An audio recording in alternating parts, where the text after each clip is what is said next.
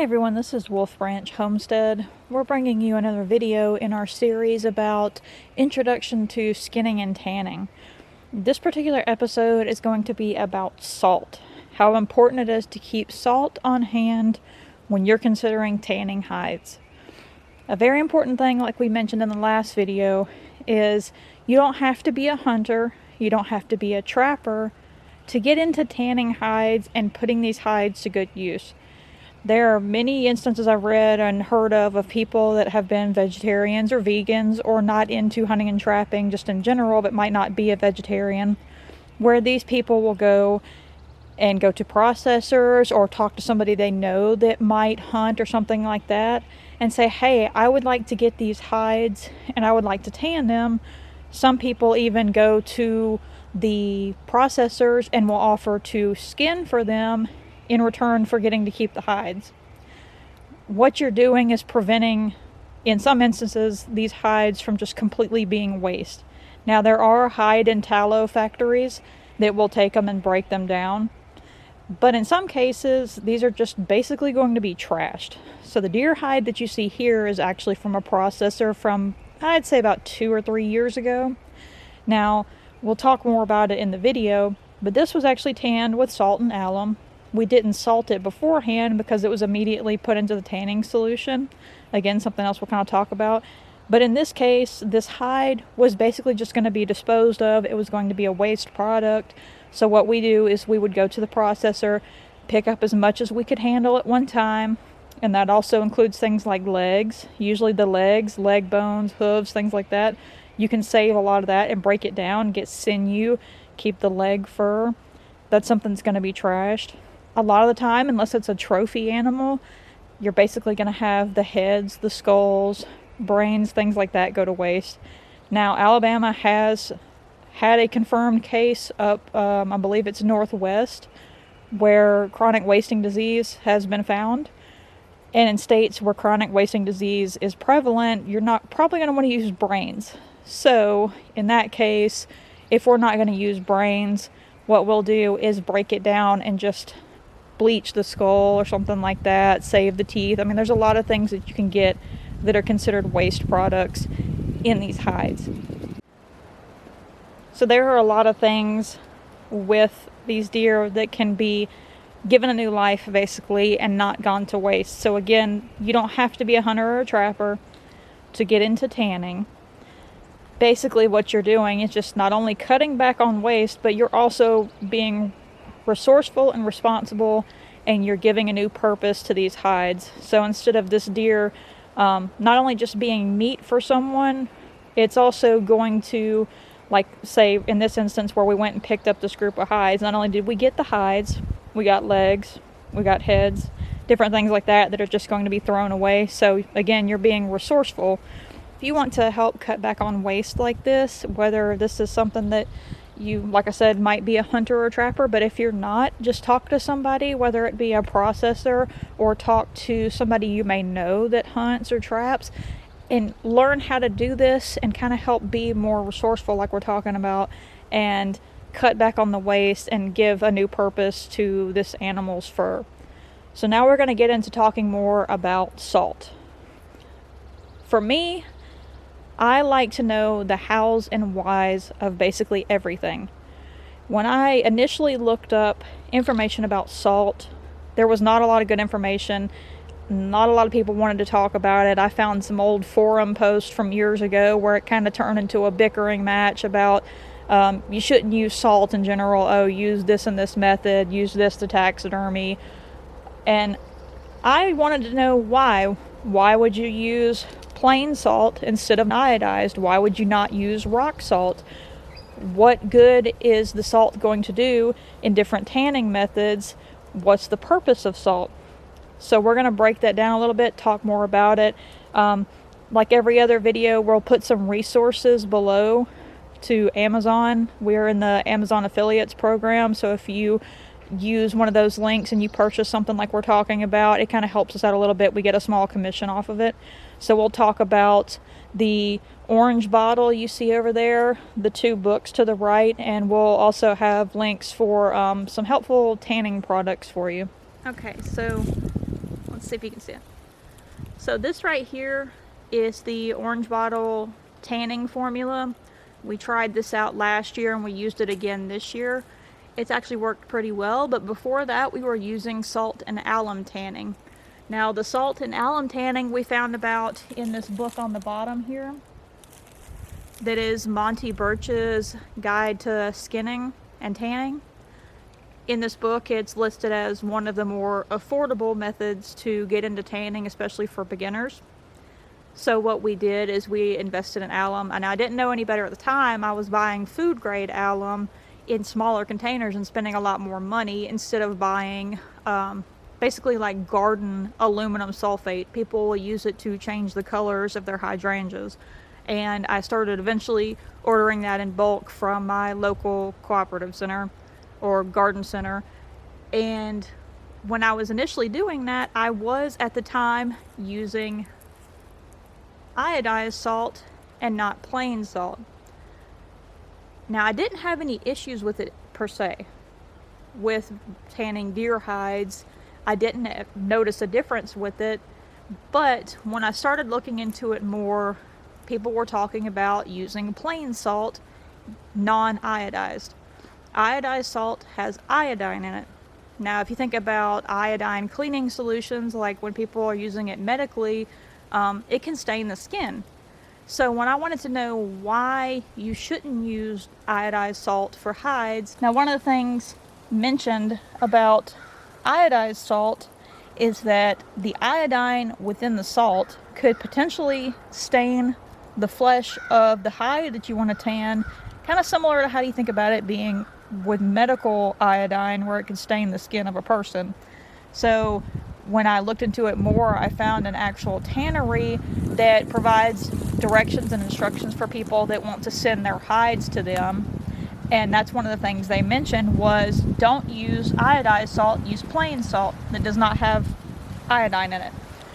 Another thing with that from the same group was to not use rock salt, because rock salt, the grains of the salt are much too large, so they're not going to break down and absorb as good as the fine grained salt like you see here. Another thing about the salt is, why do we use salt, especially in the beginning when you're going to be a little bit away from getting your tanning done, or if you're using something like this right here, the hide tanning formula. There's a couple of them actually that I've seen this in the instructions for, where they say to salt the hide prior to the tanning process. So salt is going to not only set the hair of the hide, but it's also going to slow and prevent decay, because what it does is it drops the moisture content of your hide to prevent bacteria growth. Another thing is, do not reuse old salt. Don't scrape it off the hide and reuse it, because you're going to have, from like some of the other things I was reading, you're going to have that bacteria from your hide in that salt. So if you're going to recoat another hide, you're basically reintroducing bacteria. And another thing is, if you've ever done that and you've ever salted a hide, what you'll notice is, even just household, if you've had salt and it gets a lot of moisture, it's going to clump up, it's going to turn into a brick basically, it's going to already absorb moisture. So if you're using something like, say, if you put this on the hide for the instructions of the hide tanning formula, you're going to use quite a bit of salt. So you're going to salt your hide once, scrape it, the next day you're going to salt it again, then you're going to scrape that off, then you're going to soak in a relaxing bath that has more salt. So with that, you're scraping the old salt off. If you've ever used something like that and you've salted a hide, or even people that may not know what I'm talking about that haven't tanned yet, when you apply that salt and it's set on the hide, if it sits there long term, it's going to get really crunchy and dry and hardened up. If you do like the tanning formula here says, and you scrape it off 24 hours later, you're going to notice that it's basically like a slushy. It's going to be kind of discolored from the underneath of the hide, because what you're going to do is, if you're tanning for hair on, you're only going to salt the flesh side. You're not going to put any salt on this hair side. You're putting it on the underneath, on this flesh side under here. So when you apply that salt and you scrape it off, it's not going to be any good. So don't reuse salt. Salt is fairly inexpensive. That's why, compared to the old days when people were using salt to preserve food and salt was very valuable, well, salt is easy to access now, and it's also very affordable. So for instance, like this, part of the reason people also use non-iodized instead of iodized salt is there's a little bit of a price difference. So when I was looking this one up, we picked up some salt a while back when we went to Walmart of all places, so you can get it pretty much anywhere. You'll see little containers like this, but there is a very slight, a couple of cent price difference with plain versus iodized. You can also order bulk bags if you're doing a lot of hides at one time. Usually I'll just pick up a few of these from the store if I know I'm only going to do small scale tanning, something like a small animal or maybe just 1 or 2 deer. So when you do salt and alum tanning, you're not going to pre-salt the hide if you're immediately going to put it in the tanning solution, but you're still going to use salt. We've got a little bit of wind picking up, so my apologies if it kind of is muffled. When I first got into skinning and tanning, I used Monty Birch's The Ultimate Guide to Skinning and Tanning. And this helped me learn about salt and alum tanning as my first introduction into tanning. So, as it says, the salt is the other main ingredient besides the aluminum sulfate.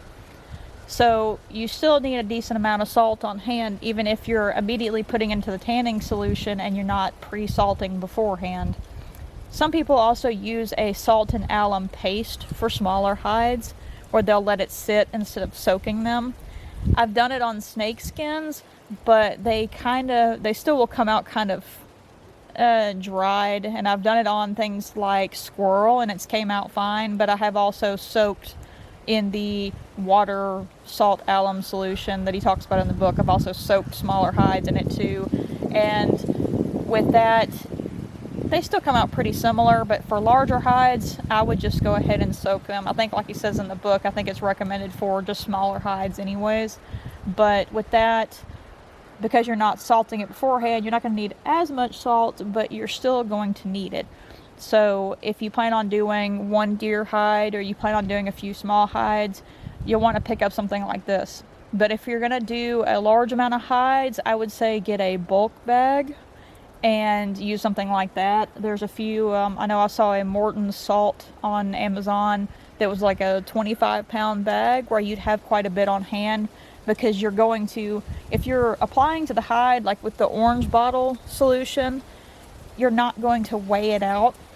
Now, when you actually go to relax the hide, when you do the relaxing bath, you're going to measure the salt out then, but beforehand, you're just going to apply it to the hide. So it's going to basically take, I think I was reading in one of the books that it was a pound of salt per pound of hide was essentially what the kind of measurement was when you were salting the hide out. Now, the salt and the alum tan, you're actually measuring it out. So you're not going to know, especially if you're just salting the hide to do a tanning formula, or if you're salting it to try to keep it till a later point to tan it. You're not going to know quite how much you're going to need, but you can kind of estimate how much salt you're going to need. So again, I've used in the past, when I first started out, I used iodized salt, but there is, that price difference, and also there is, like I've mentioned, with some of the actual tanneries that give you instructions on sending the hides to them. I'm not sure what process they would use for tanning, if maybe it's something to do with a reaction to the iodine. And I've also seen where people mention that the iodine can cause a little bit of an issue with the pickling process for hides, but they'll recommend to not use iodized salt. So like I said, I used it early on. I didn't really notice a difference, because what I would do is I would salt them, let them dry with some of my smaller hides, and then I would put them into the salt and alum tan. When I salted them and let them sit for a little while, and then also rinsed that out and did the salt alum tan instead of immediately putting it in there, I didn't really notice any issues with it. But a lot of people, if you're going to send something off to a tannery, they're going to say don't use iodized salt. Some of the ones with the hide tanning formulas will also recommend that, not using the iodized. And another thing is, again, don't use rock salt because the crystals are too large. They're not going to absorb the moisture correctly. So I would just go and find yourself some plain salt and use that. So in the book by Monty Birch, we're going to see the page, on this version, it's page 52. And it is the salt and alum formula. For this, for every 2 gallons of water, it says you're going to need 1 pound of alum and 2 pounds of salt. So typically, if I've got a deer hide, I'm going to use somewhere around 5 gallons of water, and that'll usually cover that. If you're using small hides, you can use the same, and you can put a couple of them in there. And so if you're using 5 gallons of water, you're going to need 5 pounds of salt. So you can use the formulas, you can use the instructions on the back of the tanning formula bottles, and that'll give you an idea of about how much salt you're going to need.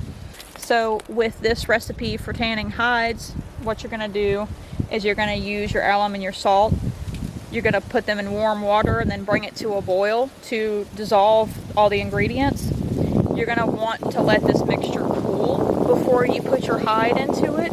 If it's too hot for you, it's too hot for your hide, like you'll see in other places where they'll mention that. So don't let your water be hot when you put your hide in there. Make sure all your ingredients, your alum and your salt, are dissolved. The same with the orange bottle. When you go to relax bath your hide, after you've had it salted for the 48-hour period where you salt it, 24 hours later you scrape it, you resalt it with fresh salt, then you let that sit for 24 hours. When you go to do the relax bath on it, you're going to want to make sure your salt is dissolved. So, same with the alum, you want to make sure it's dissolved, but make sure when you go to put your hides in this water that it's not hot, that it's cooled down enough. Now, another thing is, you've got everything dissolved, but when you go to put your hide in the solution, say if you're using the salt and alum method, you're going to want to have long gloves, and you're going to want to turn this hide and make sure that it penetrates every part of the hide. If you've got corners, like say where some of the edges are, they might fold in on themselves. From experience, I will tell you, if you don't do this and you don't turn the hide a couple of times a day and make sure that all the parts are covered, where it's folded up at, it's going to look green and it's not going to be savable. You'll have to trim it off. So if you've got this hide and it's just folded in on itself inside the barrel or inside the container where you've got it, and you don't move it around and you don't let it absorb into the entirety of the hide, you're going to lose it, because you're going to have everything that's on the inside that it didn't get to is going to be ruined. Like I said, it's going to be basically a greenish blue color. Okay, our last tip is for a lot of these formulas, whether it's applying the formula or applying the salt in the beginning, it's going to tell you to fold your hide up flesh to flesh. This underneath, where you've cleaned off any of the fat, any of the meat and the membrane, this is going to be the flesh side. This, with the hair on it, is hair side. So when it says to apply it and fold it flesh to flesh, you're basically going to take and fold it up that way. So, one important tip, do not fold and store hides with flesh on hair. If you let them touch, you could lose your fur very easily. Not only are you getting that bacteria, that nastiness on that hair side, but from experience, that's a good way to lose your fur. So, one important thing, again, make sure you know how to fold your hides properly, flesh to flesh, especially when you're salting and you're applying your tanning materials, and that's going to save you some trouble as well.